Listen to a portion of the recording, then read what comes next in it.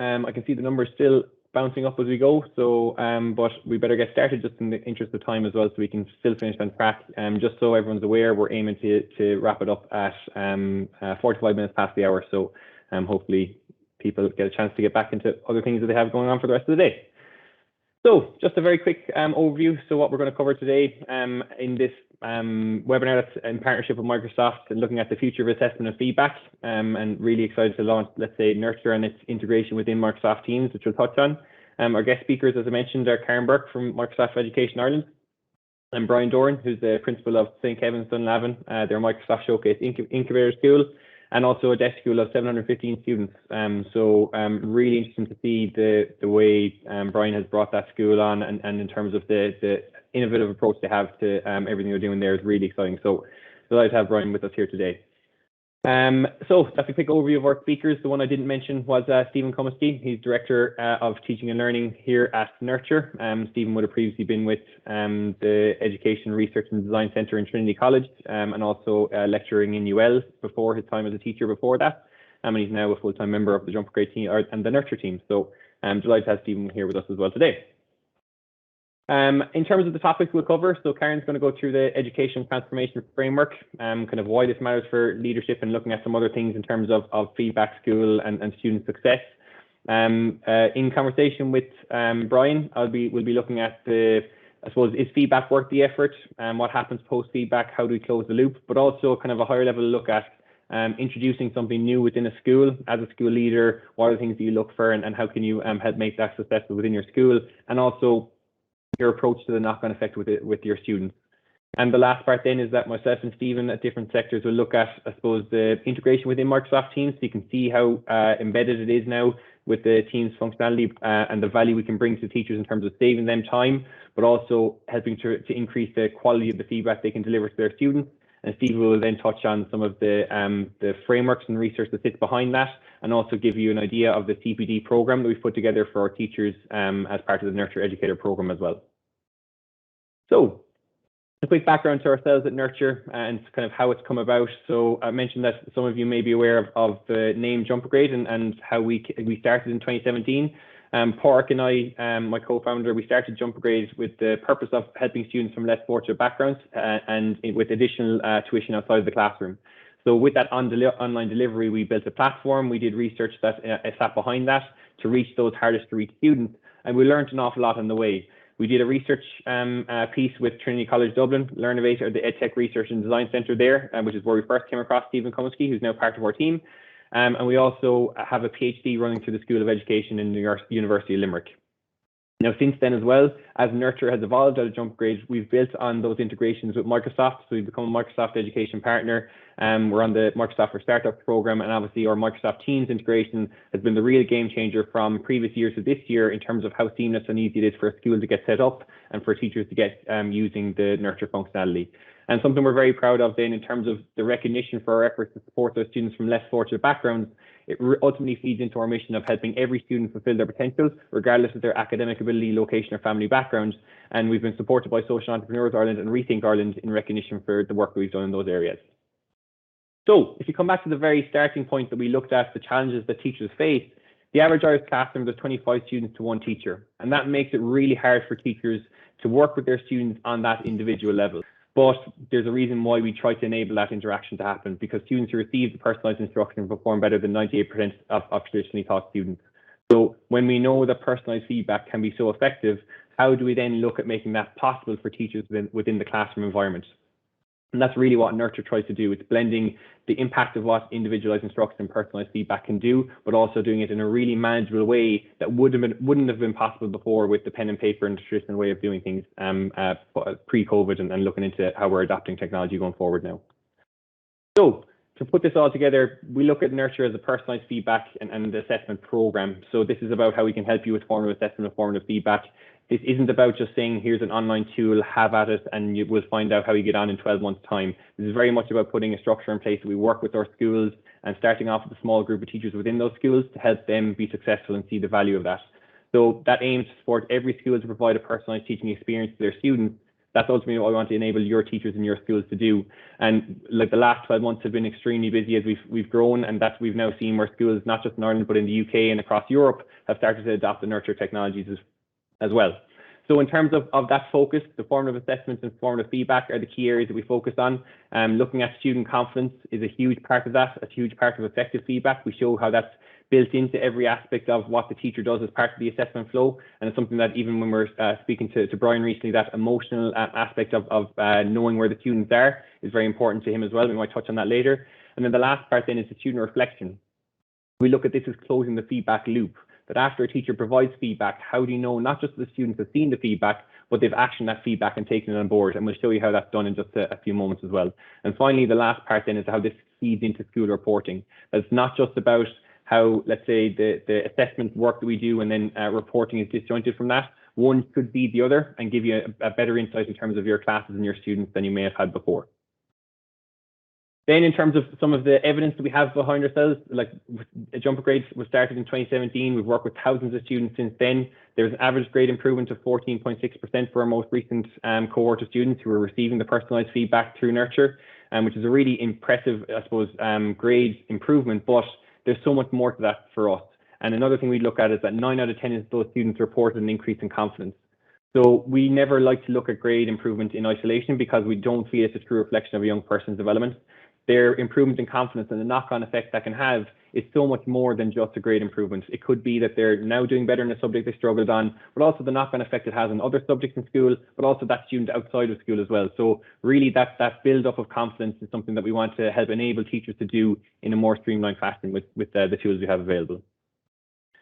So just to look at some of the schools we work with, and I mentioned across Ireland now, we've really grown. The last month has been a very busy period where we averaged about 2 schools a day that we were training, getting on board. So hence why the likes of Stephen Comiskey joining our team was really important, so we can increase those efforts and reach more schools and more teachers. So there's been over 200 teachers that have been trained in the Nurture technology in the last 25 to 30 days alone. And just, I suppose, our reach is continuing to expand now, but we want to really do this in a way that we start with a cohort of teachers within those schools and build from there. This isn't about saying this is an overnight fix to every problem you might have with feedback and assessment. It's about starting a journey and looking at how feedback and that culture within the school can be rolled out further as well. And just to kind of wrap up before I pass off to our next speaker, just to kind of reiterate that we have a program that's available to teachers from the schools and for principals who are interested. Mark has popped in a bit more information on that. So for those of you who do want to follow up with a bit more information, we'll be able to share more later on. But I'm going to now hand over to Karen, who's going to give a bit more of a background from the Microsoft perspective. Oh, you're on mute there, Karen. I unmuted. I muted and unmuted myself. Thanks very much, David. And I'm going to share a little bit about the Education Transformation Framework. My background, I suppose, for those of you who may not know me, is I am a teacher of science and maths for a number of years, working in one of the showcase schools and being an MIEE. So would have had a lot of experience using the principles of the Education Transformation Framework. And that's what I just want to share a little bit about it for you today. So as I said, I've worked extensively using technologies in my classroom for the last number of years, and especially when I was a teacher at one of our showcase schools. And you can see here, these are my students doing some of their science experiments in the lab and using technology to capture it. I suppose why is it so important to look at transformation and, be continually looking forward? The last 18 months, if nothing else, have taught us that, we're living in an ever changing world, and the rate of change seems to be accelerating, and so are the complexities in which needs to be solved. We can obviously look back and look at what goes on in our classrooms and our forms of assessment, and we can see that are really rooted in models that were successful in the past. A lot of this echo the Victorian style of teacher at the top, students down the bottom, and are using this setup for their teaching and learning. What we have realised now is that as the rate of change increases, so reflect this in our classroom, and we must look towards transforming our classroom as a physical space, but also the way in which we deliver our teaching. You know, as educators, we're in a really unique position to influence and shape the world, as we have in our care the future generations. And I suppose all around the world, it's not just here in Ireland. And looking at the OECD reports recently, we're beginning to realise that education is central to bringing society to meet the challenges of this globally connected world. This is one of my most favourite quotes, and it's that education is the most powerful weapon which you can use to change the world. And I think it's very timely because we're in such a privileged role. And I suppose looking at how education has changed, why it must change, if we look a little bit over a timeline of, say, the last 100 years and how the evolution of work and industry has changed, we can see that, like, in the 1920s, we had a lot of traditional manual-based jobs, and the concept of work itself is changing with a move away from traditional manufacturing to service-type jobs. And that technological automation has already begun to replace some of the tasks in which we would have traditionally done. So we're preparing students for a world of work in which we may not fully realise as to the tasks that they might be completing. And if you think about students that might be in junior infants now, you know, the world of work in which they join is probably going to be completely different to what we might see now. The activities will probably include, you know, application of expertise, creative problem solving, collaboration, management, and the development of people, as opposed to a lot of the more traditionally based jobs. The ETF, or the Education Transformation Framework, is a school-wide transformative framework, and this allows for the strategic and holistic overview of your institution and allows you to plan and resource and generate a clear roadmap for the digital transformation that you may be undertaking. Some of the nice things about this as well, on the Microsoft websites, you'll see there are school stories, so you're able to learn from other schools, learn from their successes, identify, you know, areas of difficulties that they have encountered, and use that to, again, I suppose, plan your transformation. There are 4 pillars, just go back there, and that's leadership and policy. And I suppose key to all of these kind of transformation and planning around this for our schools is the leader, because they will have the vision and the expertise to plan this transformation. The 3 other pillars then really look at, I suppose, the day-to-day in the school, so teaching and learning, school and student success, and the intelligence systems, which probably is more important, or it's been identified as more and more important, especially when we looked at things like predicted grades. So what I'm going to do is dig down into a couple of these just to show you a little bit more about them. So by taking a student-centered approach to explore all aspects of teaching and learning, be that curriculum, assessments, the individual learning spaces, our classrooms, and the needs of the students, we will enable our students to achieve their full potential. And for a lot of people, we look at this as, you know, putting the student at the centre of our learning experience. You know, we all become teachers to help and support students, and if we ensure that they remain central to this, we can ensure that they achieve their full potential. I suppose traditionally, we would have seen students as the receivers of knowledge that was created by us as teachers. And the whole school system and education system was based around this, with terminal and assessments. Now, I suppose we recognise there is a need for this system to be redesigned to allow a greater focus on what and how students want to learn. You know, what makes them unique, what are their interests, what are their culture, what are their learning styles, what are their previous experiences. And I would recognise from my own experience that things like the junior cycle, science CBA, you know, they were able to take their own interests. It might be sport, it might be very interestingly likely things like outbreaks of you know, COVID and area, they might look at the modelling of that, but they're able to take their own interests and build a project around that. And if you look at, say, the principles of UDL, and you know, what are the three main principles of that, you'll see that it's really providing multiple means of engagement, giving the students different ways to engage, giving them multiple means of representation, and I suppose most importantly is giving them multiple means of expression and action. And these kind of tie in really well with this, promoting the fact that the teacher will ultimately design instruction to cater for the broad range of their learners, but the students then are given the opportunity to express their learning in a number of ways that speak to them. And when they do that, they feel more engaged and they have more interest and more passion for your subject, which is, you know, what we want to see in our students.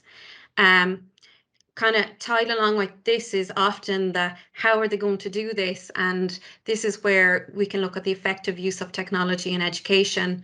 And I suppose really a really important principle or to be aware of is that from the European Commission survey in ICT, we know that when we're looking at the effective use of technology in the education, technology cannot be kind of replacing the teacher.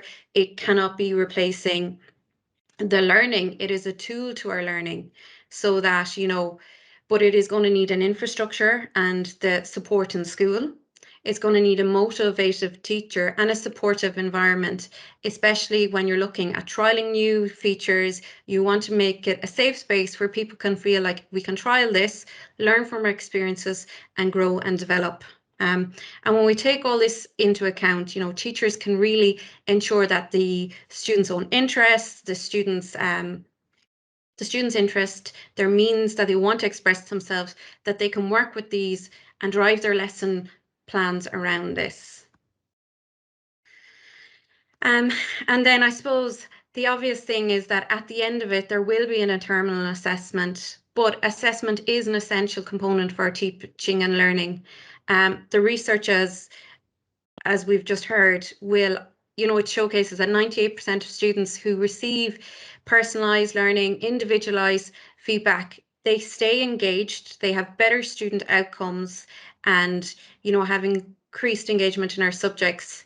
One of the nice things around this is, and looking at how we can use technology in our classroom, is that educators can they can adapt some of their existing strategies to utilize this and ensure that students can, you know, access these in a hybrid way. So even if they're not able to be in class today, they can still access the work, they can still produce their assessments, they can still experience the formative feedback that will enable them to develop their subject knowledge. One of the other key principles is school and student success. And this is really looking at the student and the educator and how, if they both succeed, well then, you know, the students can really thrive.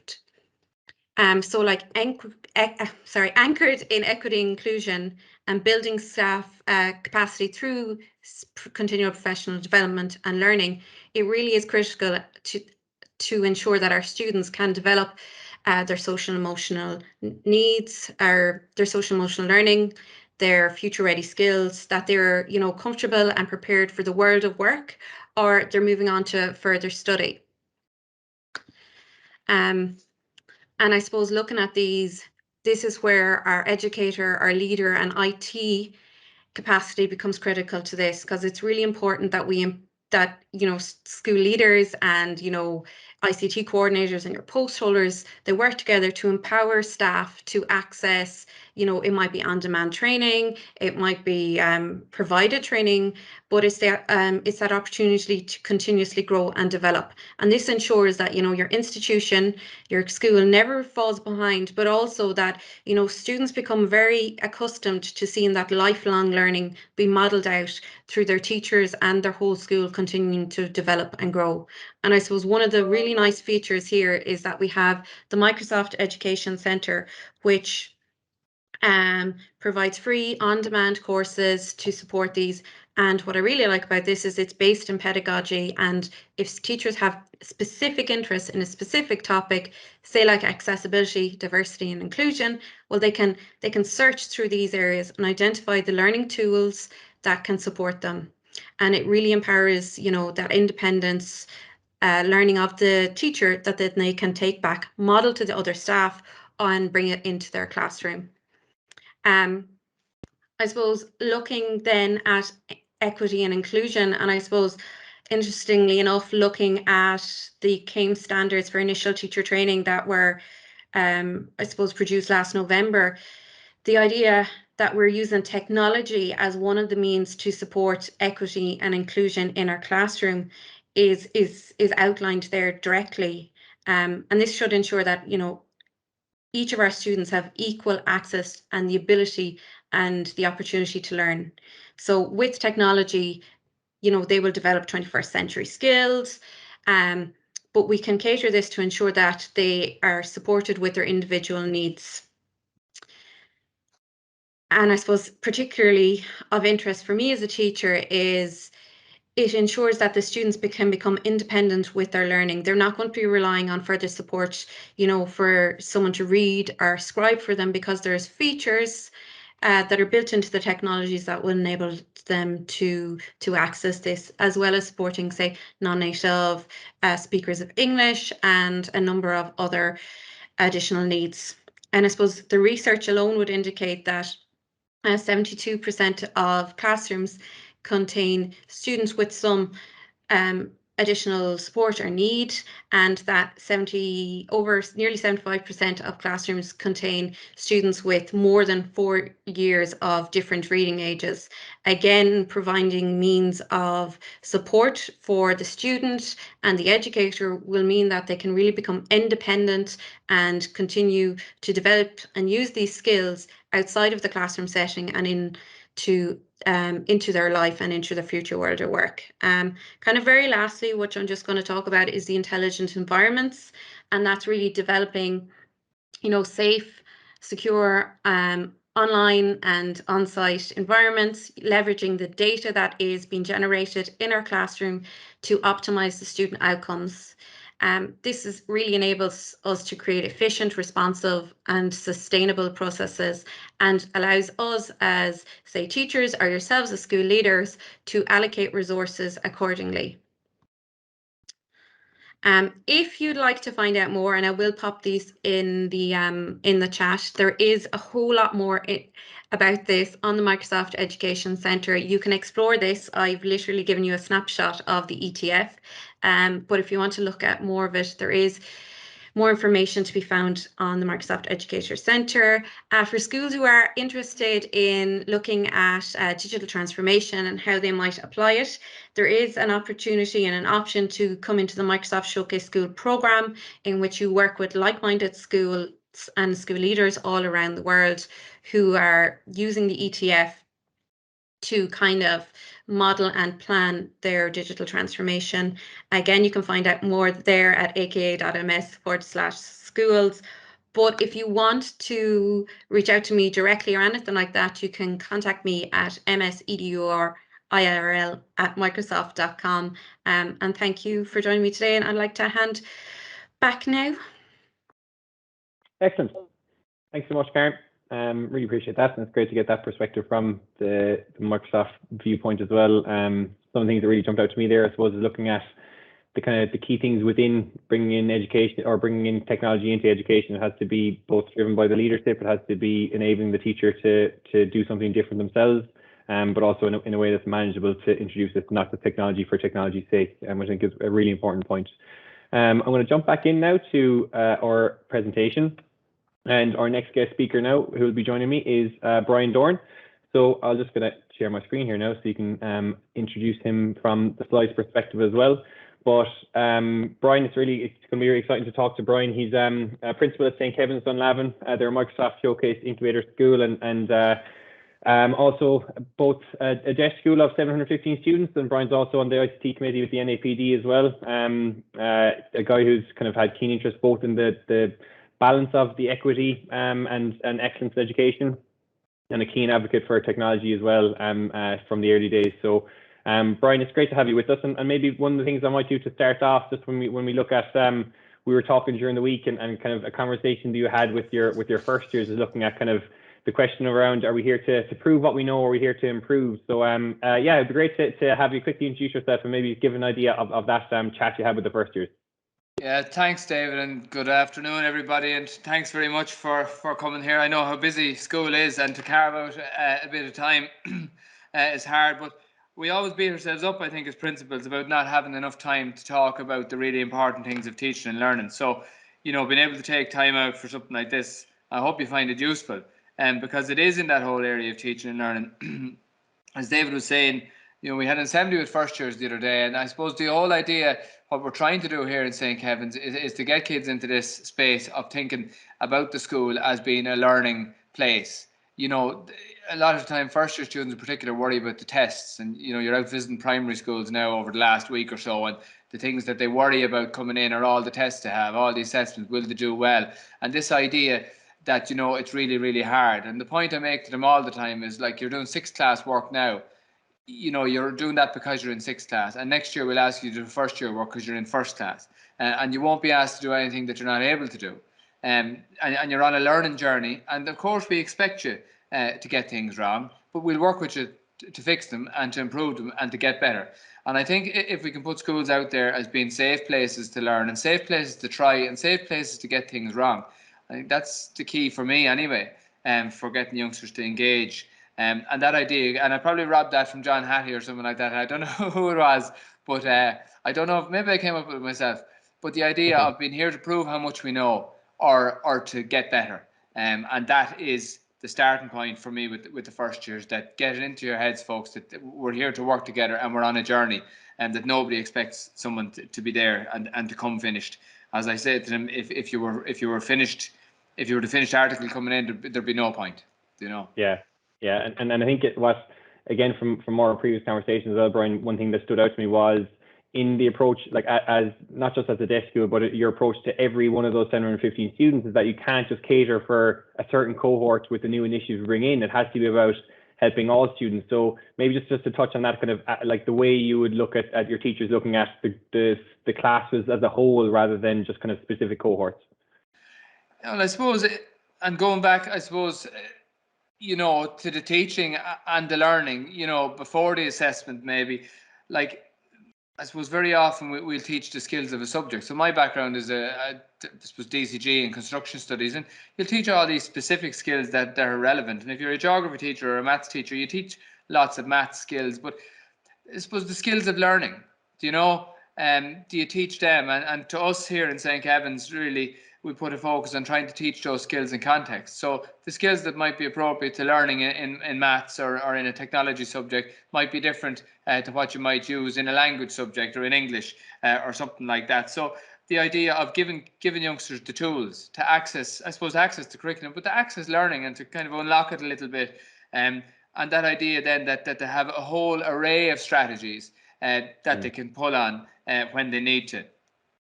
So Very that good. I suppose everybody has those skills and everybody gets that. And again, we taper it out. You start differently. What you're covering with first years is different to what you're covering with second years and so on. And you're trying to develop them then as learners, not only in their subject knowledge, but in their learning ability and their learning strategies and their approach and their attitude to learning, and kind of trying to measure whether they enjoy learning and whether they value learning, and how that I suppose academic, maybe self-concept you might call it if you want to be highfalutin about it, but just how to see themselves and that level of confidence and their willingness to get involved. Excellent. Yeah, and we might because there's an element within that kind of emotional response from the students we might come back to in a few moments. But I suppose maybe when you look at feedback as a kind of one of the key areas and an assessment that has become such a hot topic over the last number of years, it's always been a big topic. But like you referenced, John Hattie stuff is becoming more and more prevalent within schools and at school leadership level. But I suppose there's no doubt in the world that this also comes with the layer of work for teachers, and I suppose it'd be good to get a sense, Brian, of how you would have approached the view of feedback and assessments within the school, and then looking at how can digital innovation, the likes of Adopting Nurture or other tools, can help make that a bit more manageable as well. Yeah, and look, to be fair, there's been a lot of change in schools over the last number of years, and particularly the junior cycle, has put an emphasis on a different type of assessment, and certainly, the assessment task and the CBA, that idea of drafting and redrafting and getting feedback in between, that you're not expected to produce the finished article in one go, because that doesn't happen in the real world, and so why would it happen in school? But I suppose in terms of developing an approach to it, and getting students involved and taking on board the feedback, that idea that a teacher might take home, whether it's copies or whether it's online, 30 of them, and look at them and give feedback. How do the students take that feedback? Do they know what it means? When the feedback says you need to give more detail, do they understand that feedback? Are they able to access it and then implement it? And what system do we have then to follow up on it? So we can give feedback all day, every day to students, but if they don't pick up on it and they don't use it and they don't improve, well then what was the point in giving it in the first place? So, do we give less feedback and give more time to implement it? What way do we approach it? And they're the challenges. And I'm not saying I have the answers to it, but if we ask the questions, that's the start to find the solution. Yeah, very good. Yeah, and that also comes back to, I suppose, when you look at, you would have talked about any new initiative, it needs to have a rationale behind it as a school. So it's not just about kind of technology for technology's sake, but also, is this part of whether the teaching and learning team are focused on assessment and feedback at the moment, or is this part of your DESH plan or school self-evaluation plan? So maybe looking at as you introduce an initiative, for example, the steps you might take to roll that out. So kind of the starting point, a smaller group of teachers, and growing from there, rather than thinking this is going to be a wave of a magic wand overnight. Yeah, well, so one of the things we're looking at the minute is teaching, learning, assessment and feedback policy, and about how we go about that, and to try and get some structure and try to get some, I suppose, some standard on it, that there's a standardized way of giving feedback, and there's, that when I say something, I give a piece of feedback and you give a piece of feedback, that we mean the same thing, so that you don't have to be multilingual in terms of feedback, that if every teacher says you need to do this, well, it's very clear about what you need to do. But in terms of, I suppose, actually rolling something out, I mean, we've been involved in a lot of different things over the time. To me, really what to start off, I think a small team of people who are very interested in a particular area. And certainly they usually will identify as well. And then, you'll know your teachers as well, and particularly with something like assessment. If you're reading Christmas reports and summer reports as they go out, you'll know the teachers who give excellent feedback on a student's work, and on the learning, rather than, I suppose, a comment on their personality, or, they're a lovely lad, must work harder, or whatever it is.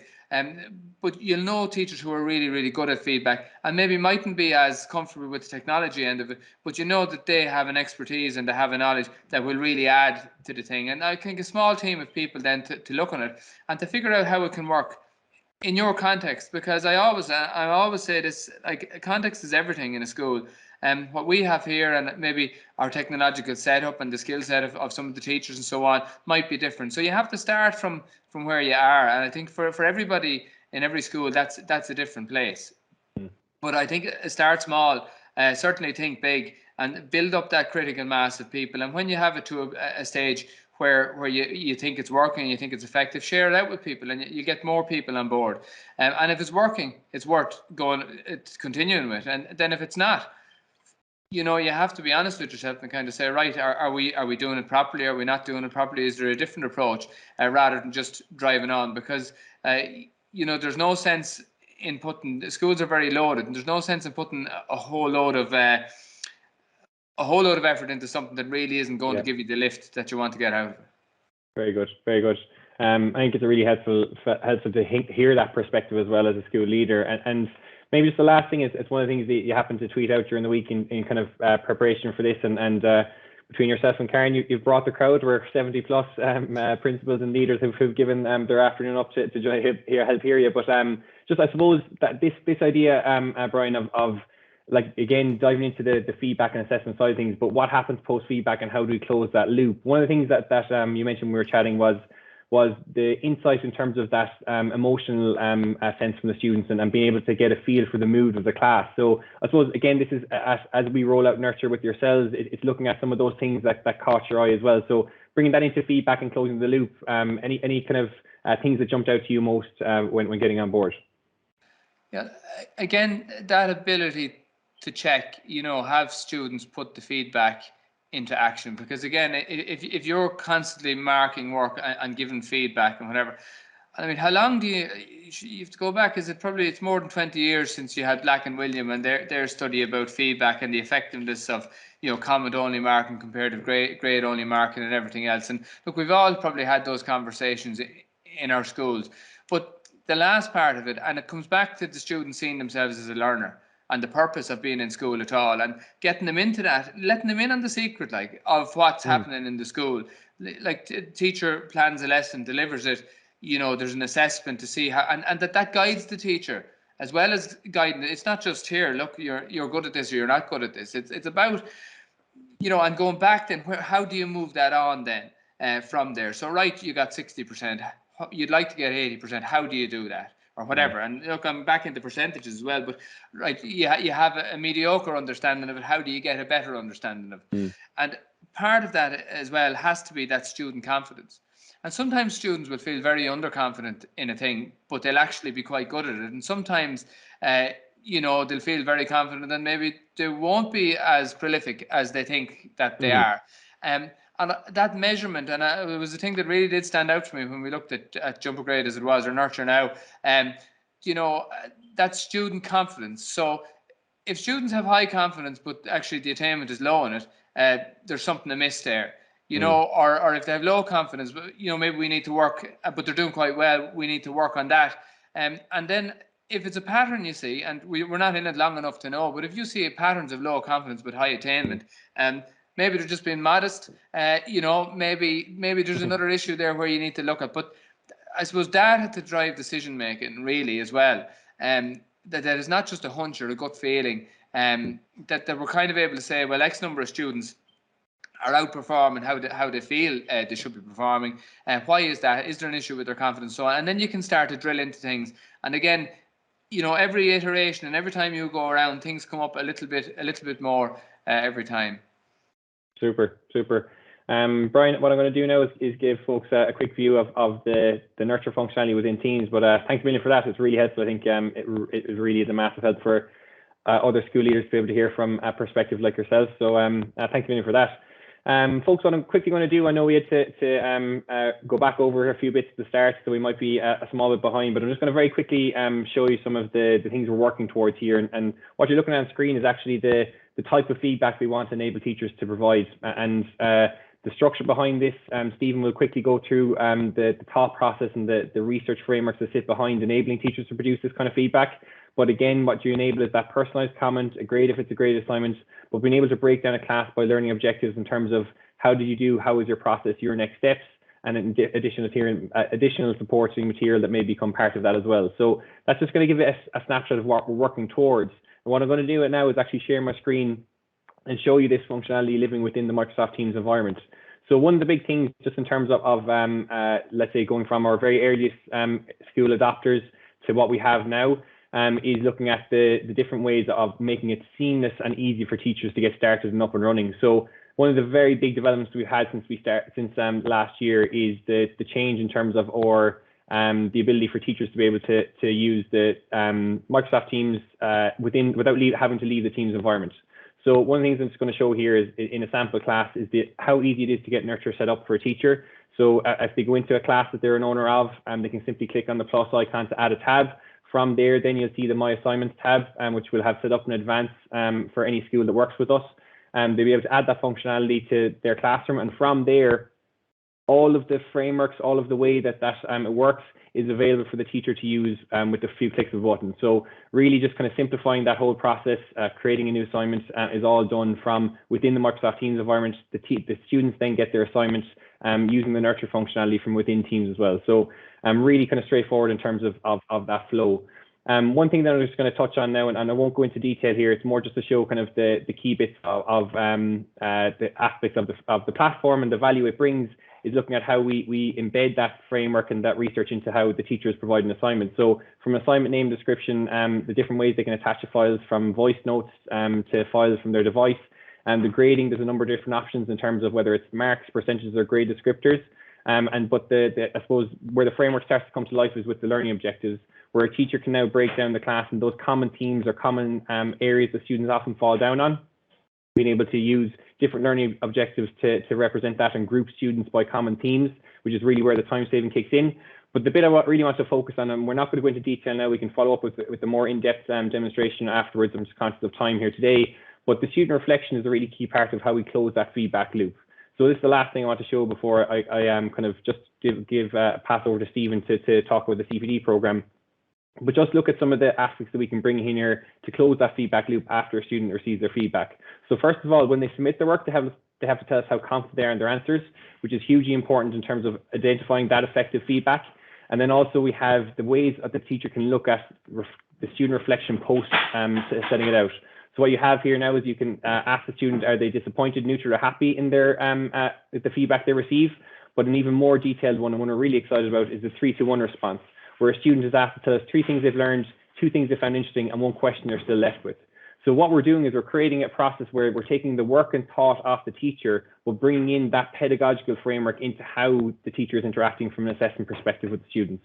So I'm going to just stop sharing. That was a kind of a quick teaser of some of the functionality there. I'm just going to jump back to some of the last steps within this as well, is how this feeds into reporting as well. Because I think it's really important to look at the longer picture of where does this go for, exactly like Brian mentioned, is how this informs you as a school leader in terms of having the data to make decisions as well. So looking at this, for example, now imagine over time that you have, because the students were collecting not just the grade at the point of the assignment, but also their confidence levels along the way and plotting those against each other over time. What we're also doing is we're starting to build an engagement score because of the multiple different touch points we have along the way for each student. Think of now whether it's school reports, parent-teacher meetings, that you can go into the level of granularity, same for the teacher, and see that this student in the topic of maths, here's how they feel, confidence versus grades, engagement versus others in the class. You're really informed as a byproduct of the work you're doing on the assessment side. So it's not asking for any additional work on the teacher side from there as well. And that leads then into the school level. So what you can see now from a school perspective, if you want to look at all math students of a certain year, this is now informing school leadership, it's year heads, being able to get that better picture overall how we're faring. So the STEM subjects versus non-STEM subjects and comparing others in terms of engagement or confidence levels. This is the kind of level of detail or insights that you can get that will automatically be generated from the teachers using this over time. So as we build towards not just the small group of teachers, but that full school adoption, this is where we're working towards, and that idea that you'll be able to have really insightful views for your own class and your own schools and that you wouldn't have had beforehand. So what I'm going to do now is I'm going to quickly hand over to Stephen Kumsky. I know we're just running a few minutes over as well, but I'd love to have Stephen quickly talk about maybe, Stephen, just a minute or two on some of the key pieces of research behind the Nurture platform, and then if you give a quick idea of the CPD program that we have in place for teachers as well. Yeah, no problem. I assume you can see that screen, Dave, yeah? I certainly can. Perfect. So I'm Stephen Kumsky. I'm the Director of Teaching and Learning here at Nurture. And what I would really want to just touch on today is just to give you an idea of what has actually gone in behind Nurture. So Nurture isn't just this framework that we've put together. It's actually based on really good, sound pedagogical research. It has looked through the last 30 to 40 years of research, and it's condensed all that research into a really usable, easy, and first and foremost pedagogically focused feedback framework. And just to give you a high level overview of some of the things we talk about in the onboarding session, if you do register and sign up to become a Nurture Innovator teacher, is we talk about why do we focus on feedback, what are good features of feedback, what makes feedback effective, breaking that down then into what are the levels of feedback, how can we target that feedback to students, and what we do is we align them to the intended goals, and then even what are other factors that influence feedback. And that's all just to kind of get you set up and understand that Nurture is powered by really good pedagogical research. And from that then, what we discovered is actually there's also a way to look at this, that if you unpack all of that research, we can repackage it as professional development. So this is something we're offering for free to our Nurture Innovator teachers. So those who sign up and become part of the Nurture program, we're offering free professional development, and we've had a really good interest in it so far with all of our schools we've onboarded. And what we're doing here is we're unpacking that research, restructuring it into teams around formative feedback and formative assessment. And we're just structuring them over 4 months. So they're 90-minute workshops over 4 months with online elements where we ask you to kind of pick a strategy that looks interesting to you. You will teach it and then reflect on it and share it with the other participants in the course so that we can have a really good critical discourse around our own professional development, our own teaching strategies, see what formative assessment strategies do and don't work, particularly within certain subjects or within certain year groups. So if that's something that's interesting to you, it is only available to our Nurture educators. So you can sign up as a Nurture Innovator teacher, and this can become available for free. But it's 4 workshops over 90 minutes over 4 months, and it will be officially recognized through the micro-credentials, which is a worldwide movement, waiting for Ireland to become part of that, so you can use that for further education and training. And it will be aligned to the CASAN framework with the Teaching Council. So that's just a really quick overview. If anyone wants to hear more about it, they can let us know in the link Marcus shared below. And I will just hand back, Dave, to you quickly there. And thank you so much, Stephen. I appreciate that, and you kept that super snappy as well. So thank you very much. We've been a couple minutes over time now, but we're not bad. So as we process, and there's some great questions popping in there as well. Keena had one as well that Stephen, you might get back to as we wrap up and approach the end in terms of Q&A. But just very quickly, I'll wrap things up here on my end. Thank you very much for attending today. I really appreciate your time. We're available to hang around for any questions or things like that if you want to have any more or dive into any more depth that something Brian or Karen might have covered, or similar for Stephen as well. What I would suggest is that we'd be more than happy to have a follow-on call with any school leaders, principals, deputies, and schools that would like to follow up afterwards as well. We can go into plenty more depth and find out the specifics of your school's case as well. But other than that, folks, I think we might wrap it up there for the time. Thanks a million for giving us the afternoon, and we hope you found that useful. We're delighted to have such a good turnout today as well. All things considered, it is still September, so we've done well to get a crowd this size. And other than that, thanks a million, and we will hope to speak to you all soon.